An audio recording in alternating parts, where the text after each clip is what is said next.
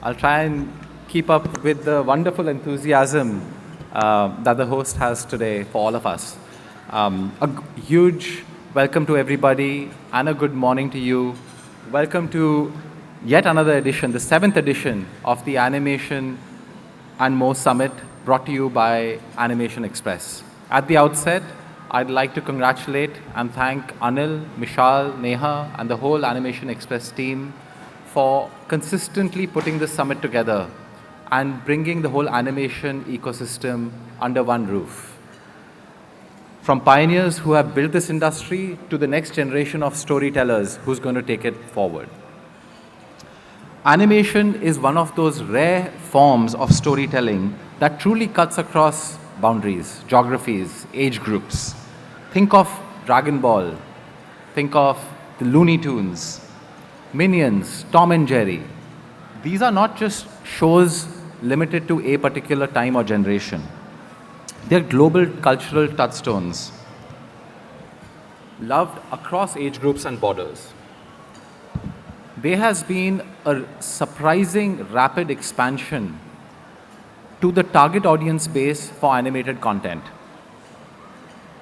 It's been moving from just being a niche genre of consumption to a mainstream category of expansion and global content consumption. Let me put that in perspective. In just 3 years, the share of animated films in the global box office has gone up from 5.3% in 2021 to 54% in 2025. This is not just an incremental shift, it's a content revolution. Streaming platforms are now allocating 20 to 30% of their overall content budget for animation. And for family-focused services, it's even higher, making almost 50% of their content consumption provisions. And similarly, on the consumption side, we are seeing audience watch times rapidly rise. For several mainstream platforms, up to 30% of their consumption is coming from animated and allied categories. In India, the scale is even more striking. YouTube, which boasts over 400 million subscribers in India, sees almost 50% of their watch time related to animation and cartoons. And then there is anime, the explosive growth of this category. Netflix reports there are 150 million people globally that are fans of anime and are watching it regularly. For another major global platform in India, 60% of their future growth is coming from this category. The signal is very clear. Animation is no longer support content. It's a strategic driver of viewership, fandom, and business growth. So how is this explosion happening? Why now all of a sudden? The answer lies in the incredible evolution of technology used to create and disseminate animation. Today's animation tools are more powerful, more ubiquitous, cheaper, and simpler to understand. From Maya and After Effects to Blender, technology has democratized animation, and with real-time rendering and virtual production, the production cycles as well as the costs are shrinking. Creators can now focus on what really matters, storytelling. We are entering an era where technology is going to amplify creativity, not replace it, as many people are fearing with the advent of AI. These shifts have also given wings to the proliferation of animation-led franchises that have evolved into billion-dollar ecosystems. And let me talk about that and also underscore the importance of this. Take the 2024 movie Flow. Can I just get a reaction from the audience on how many people have watched this movie? All right. I see about maybe 15-20% of the audience. For this audience, I would have expected at least 50-60% of the hands to go up, right? You must watch this. It's a dialogue-free animated film that was created by the animator Gins Salbordeles. And it won the Oscar award in the Best Animation category beating major studio productions like Inside Out 2 and The Wild Robot, which are phenomenal movies. This was created entirely on the free open source Blender software. It's proof that indie animation can combine simple but universal storytelling with stunning visuals to capture the attention and the wallets of audiences worldwide. And now, Flow is going beyond just being an animated spectacle. It's moving across the franchise ecosystem with consumer products, with a board game, and just what Disney pioneered with its own spate of animation, with its own suite of animated films. Other animated films are getting into that groove as well. Look at the Japanese anime phenomenon, Demon Slayer, Mugen Train. It didn't just break Japanese box office records, grossing $9 billion since its release. It sparked a cultural wave. It's been driving merchandise sales, video games, and a theatrical strategy. Similarly, Neja 2. How many of us have watched Neja 2? Even lesser than Flow. I watched it in the theater.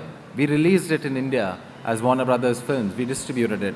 And it's probably the most spectacular animated film I've ever watched on screen. And it's no wonder that Neja has already crossed $2 billion on the box office. That's more than what Avatar or the Avengers have made, right? Which are much more popular. If I ask how many people have watched Avatar, how many people have watched Avengers Endgame, I'll see probably 90% of the hands go up. But Neja 2 has actually been more of a box office dragon than any of these. It's a Chinese movie. It grossed over $1 billion, $1.5 billion just in China alone. So where does India stand in this global movement? For long, Indian animation storylines were considered to have limited universal appeal. Nor did they adapt or adopt the latest animation technologies. But today, a bold creative transformation is underway. This year, Anil spoke of Avatar Narsimha, and that's true. It's become the highest ever grossing animation movie in the country at 250 crores. It's actually beat several other, Telugu and Bollywood mainstream productions. And this is just the first chapter of what's going to be a 12-year cinematic universe. It's only going to get better, proving that Indian animation can have the scale, the might, the appeal, and compete not just locally but also globally. With a 5,000-year-old heritage of storytelling, a rich and rapidly growing base of digital-first audiences, and a global hunger for diverse content, narratives, India can inspire the next generation and must inspire the next generation of storytellers and consumers. This ambition is echoed at the highest level, including by our Prime Minister, Shri Narendra Modi, who in his Mann Ki Baat address urged that India should become an animation powerhouse. The momentum is real and the government is walking the talk. The sector currently employs 260,000 skilled creators and engineers, and the government initiatives, as were outlined in Waves 2025, are lined up to further boost that. A $1 billion content creator fund, the proposed Indian Institute of Creative Technologies, which is going to come up in Mumbai, and state-level AVGC XR policies already rolled out in Telangana and Karnataka, which are further stoking the flames of this ecosystem to really take off. This is not just infrastructure, it's the foundation of a renaissance. And this brings me to my final point for today. There's a new cohort of consumers that have been fast emerging, adults.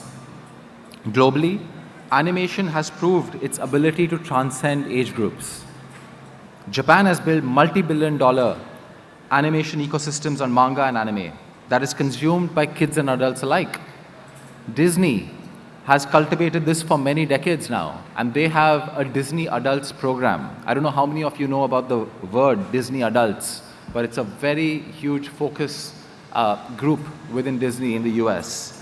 This demographic has been fueling the surge in adult themed animation and the demand for more complex storylines and worlds in animation in the US. So when you see any of the Disney films, they will appeal equally to children as they will appeal to the adult demographic because of the messaging and the very intelligently written storylines in those films. This demographic, the consumption has been up 152% in the last year alone. In fact, 42% of admissions in Disney World are adults without accompanying children. So almost 4 out of 10 visitors to Disney World are just adults who are going there to enjoy their favorite franchises. The question we must ask is, can Indian animated stories extend their appeal to draw in this larger pool of grown-up audiences? We have the ingredients to make this work. A rich tapestry of stories, mythology, folklore, history, contemporary issues. We have the audiences who are sophisticated, hungry to consume this, aware and want the original story, authentic storytelling. This is an opportunity to move beyond simple fables and create complete animated scripted dramas, sci-fi epics, and social satires that reflect the lived Indian experience and appeal to young and old alike. The future of animation is not just what we create, it's how we create it and who we create it for. Thank you.